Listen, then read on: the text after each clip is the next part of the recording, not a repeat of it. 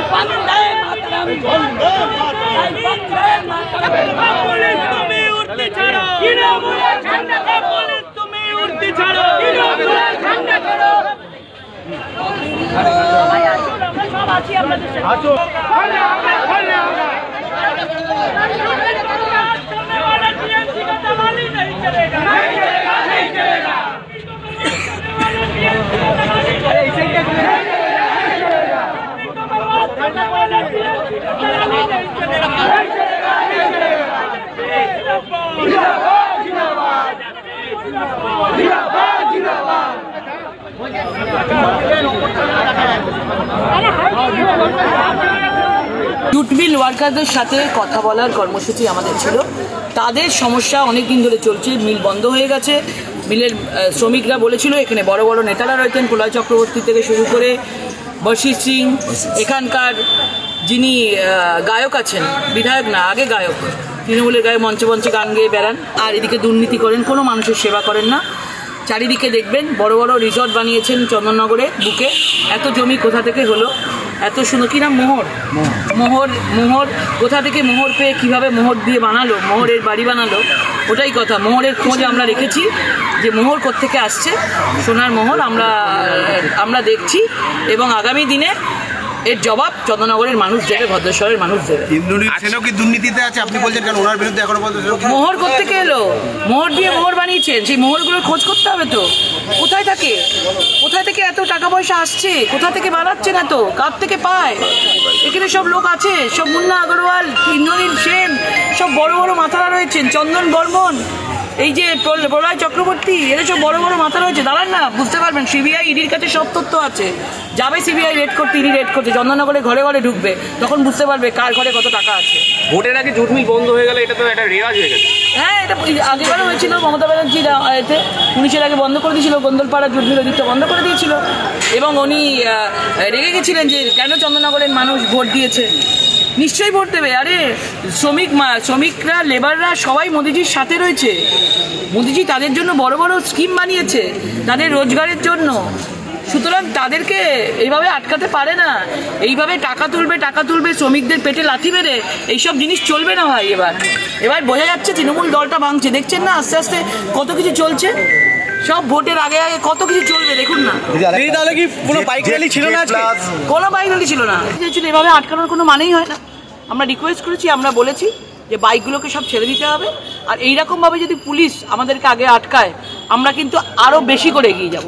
যত এরকম আটকাবে আমরা কিন্তু তত এরকমভাবে আন্দোলন করব। কারণ এই আন্দোলন ভদ্রেশ্বর জুট মিলের শ্রমিকদের জন্য আন্দোলন। যতক্ষণ না শ্রমিকদের মিল খোলা হবে, তাদের সঙ্গে যেভাবে তৃণমূলের নেতারা, ইউনিয়নের নেতারা, মন্ত্রীরা যুক্ত রয়েছেন, এইগুলোকে এবার ভাঙতে হবে। কারণ জুট শ্রমিকের প্রতি নরেন্দ্র মোদীজির অশেষ আস্থা এবং অত্যন্ত নির্ভরশীল আমরা তাদের কাছে। এবং তারা যদি আজকে বসে যায়, তাদের পেটে যদি আজকে তৃণমূল লাথি মারে, তাহলে আমাদের তাদেরকে বাঁচাতে হবে। কি জন্য বাইক আটকে ছিল কিছু বললো পুলিশ? কিছু বললো না। তারা ভেবে নিয়েছিল আমরা মিছিল করব। আমরা কোনো মিছিলের অনুমতি নিতেই যাইনি। তারা বাড়িতে গিয়ে চিঠি পাঠাচ্ছে রাত্রিবেলা 12টার সময়। এত ভয় কিসের? বিজেপিকে প্রচারের আগেই ভয় পেয়ে গেছে। তাহলে বুঝে দেখুন রেজাল্ট কি হতে চলেছে।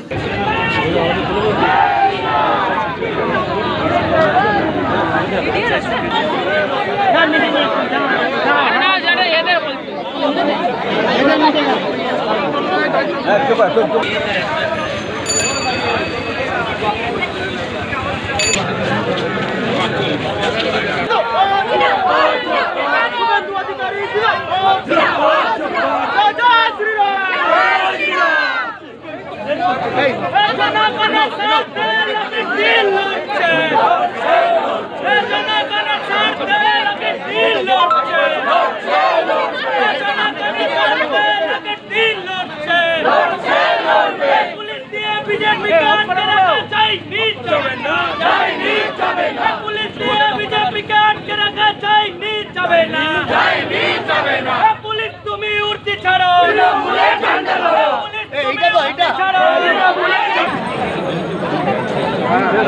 বললাম না।